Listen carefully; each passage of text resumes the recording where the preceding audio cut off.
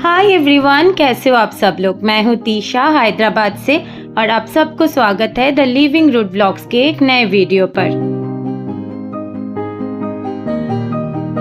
Good morning from Tipeshwar.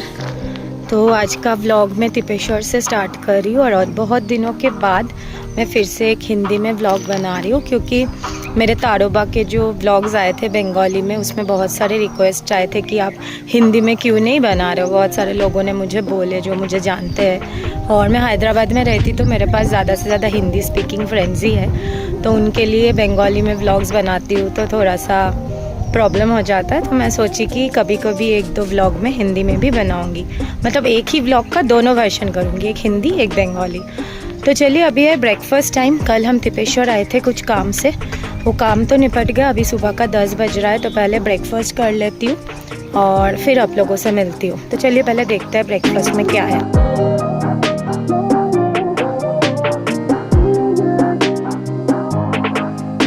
तो इस बार हम रुके हैं ये शिवराई फार्म स्टे में। ये है एकदम जो माथनी गेट जाने का जो रोड है तिपेश्वर का, उसी के ऊपर यहाँ से gate I think 1.7 to 2 kilometres होगा। ये है वो रोड, और सामने का व्यू देखेंगे तो एकदम ग्रीन ग्रीन है अभी बारिश के बाद, बहुत ही सुंदर लग रहा है। और आपको अभी वीडियो में जो दिख रहा है ये है उनका रेस्टोरेंट एरिया, और इधर है उनके रूम्स। वेदर कुछ ऐसा है, बहुत ही ज़्यादा क्लाउडी, और अभी यहाँ पे सुप्रतिम बैठ के फ़ोटोग्राफी कर रहा है। यहाँ पे वाइट आई का नेस्टिंग है, वहाँ पे वो फीडिंग करने को आ रहा है बच्चों को। तो बस अभी थोड़ा सा यही से टाइम पास करेंगे और फिर निकल जाएंगे। अभी टाइम है सुबह की 11:30।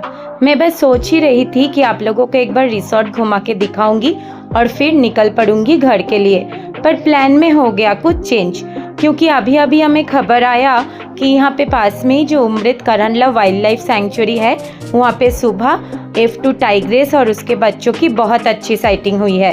तो बस हम निकल पड़े, घर के लिए नहीं, उमृत करंडला वाइल्ड लाइफ सेंचुरी की गोथनगांव गेट के लिए।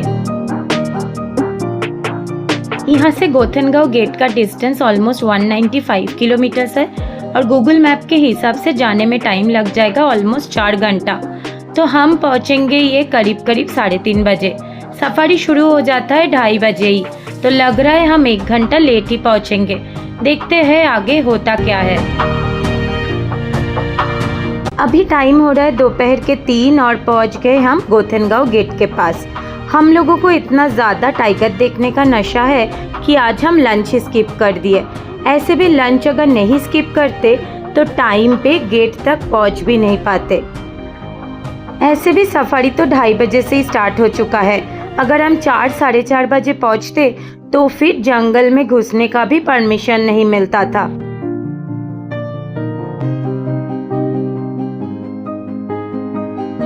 गेट पे तो हम पहुंच ही गए हैं। अब जल्दी जल्दी जाके देखते हैं कि जंगल में घुस के हमें F2 टाइग्रेस और उसके बच्चों का साइटिंग होता है कि नहीं।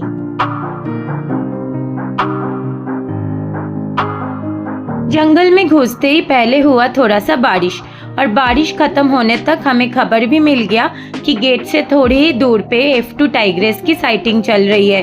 वो रोड के ऊपर लेटी है बहुत टाइम से, और सारे जिप्सियाँ वहीं पे है। तो हम भी गाइड दादा और ड्राइवर दादा को बोले कि जल्दी हमें वहाँ तक लेके जाए, क्योंकि हम ऐसे भी लेट हो गए हैं, तो पता नहीं हमें वो टाइग्रेस की साइटिंग मिलेगी कि नहीं। पर गाइड और ड्राइवर दादा हमें बोले कि टेंशन की कोई बात ही नहीं है, क्योंकि अगर वो एक बार आराम करना शुरू की है तो लंबी टाइम के लिए सोई रहेगी। और ये सब डिस्कस करते करते हम पहुंच गए उस लोकेशन पे, और पहुंच के देखे कि वहाँ पे है बहुत ज़्यादा भीड़। हमें बस टाइग्रेस को देखना नहीं था, हमें फोटोग्राफी भी करना था, पर इस हाल में तो हमें टाइग्रेस क्लियरली दिख भी नहीं रहे हैं। तो गाइड दादा और ड्राइवर दादा ने बहुत कोशिश किए कि जिप्सी को कुछ ऐसे जगह पे लगाए जहाँ से हमें F2 टाइग्रेस की एक अच्छी एंगल मिल जाए, पर बहुत कोशिश करने के बाद भी हमें कोई ऐसा जगह मिला ही नहीं जहाँ से हमें टाइग्रेस F2 एटलीस्ट क्लियरली दिख जाए, क्योंकि सामने इतने सारे जिप्सी है और उसमें बहुत सारे लोग खड़े भी है, और हम किसी को बैठने के लिए रिक्वेस्ट भी नहीं कर सकते, क्योंकि उनमें से बहुत सारे लोग फोटोग्राफर भी है और वो एक अच्छे एंगल के तलाश में है। और बाकी लोग जो नॉन फोटोग्राफर है वो टाइगर देख के ऐसे ही बहुत एक्साइटेड है। थोड़ा सा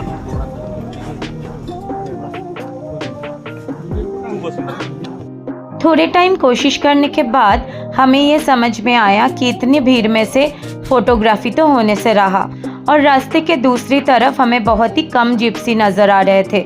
इसलिए हम सब मिलके डिसाइड किए कि हम जंगल से घूमकर रास्ते के दूसरे तरफ ही चलेंगे। क्या हो? मुझे थोड़ा वो साइड में लगा था। हाँ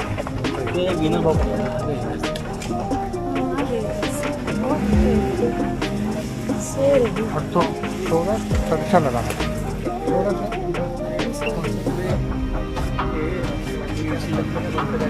फाइनली वो हमें क्लियरली दिखी। रास्ते के बीच में एक जगह पे थोड़ा सा बारिश का पानी जमा हुआ था, उसी में अपना पेट और पीठ को हल्का सा भिगो के वो मस्त सो रही है। बीच बीच में थोड़ा सा आँख खोल तो रही है, पर उसको कुछ फर्क नहीं है कि उसकी दोनों तरफ इतने सारे जिप्सियाँ खड़ी है। अभी F2 के पास 4 छोटे छोटे बच्चे हैं और वो एक सुपर केयरिंग मॉम है। अपने बच्चों को कभी भी खुद से दूर नहीं करती है। उसके लास्ट लिटर में भी 5 बच्चे थे और 5 बच्चों के साथ F2 की साइटिंग लास्ट ईयर बहुत फेमस हुआ था।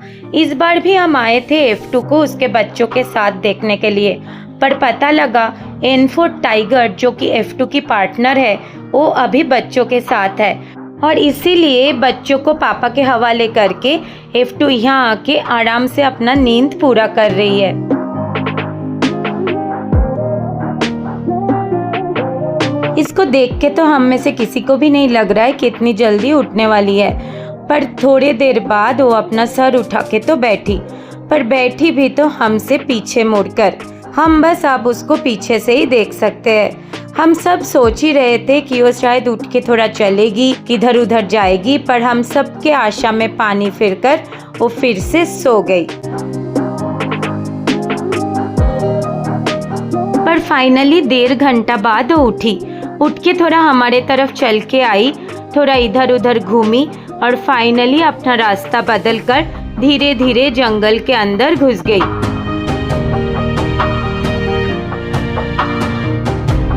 अभी टाइम हो रहा है शाम के 5:30 और हमने ले लिया जंगल से निकलने का रास्ता। पर इस बार भी मेरी F2 टाइग्रेस को उसके बच्चे के साथ देखने का जो ख्वाहिश थी वो पूरी नहीं हो पाई, पर मैं दोबारा फिर से आऊँगी। पर जंगल से निकलते निकलते हमें दिखा ये जुवेनाइल इंडियन रोलर, जिसको कोई फर्क नहीं पड़ रहा है हम कितने भी पास से उसकी तस्वीर क्यों ना खींचे।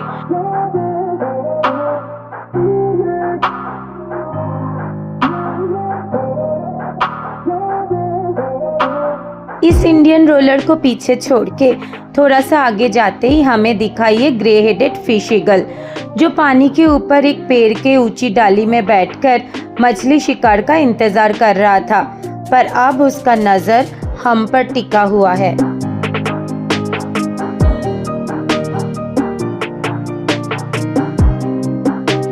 अभी हम जा रहे हैं हमारे होम स्टे के तरफ।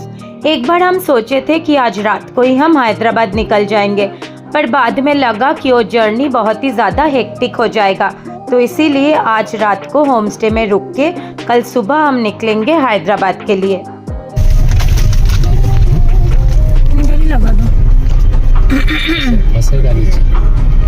ये है सैंडी होम स्टे।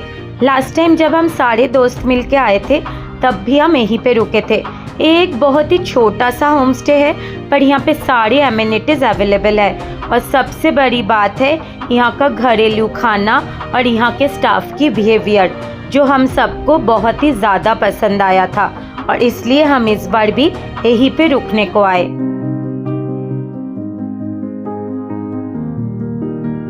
रूम में जाके थोड़ा सा फ्रेशन अप होके हम आ गए नीचे हमारे स्नैक्स के लिए, क्योंकि आज हमने किया था लंच स्किप। तो अब ये तगड़ी भूख को मिटाते मिटाते इस ब्लॉग को भी करते हैं यहीं पे ख़त्म। अगर आप लोगों को मेरी ये छोटे छोटे वीडियोस अच्छे लग रहे हैं तो लाइक, शेयर, कमेंट, सब्सक्राइब ज़रूर कीजिएगा। मिलती हूँ अगले व्लॉग में। Till then stay blessed and happy.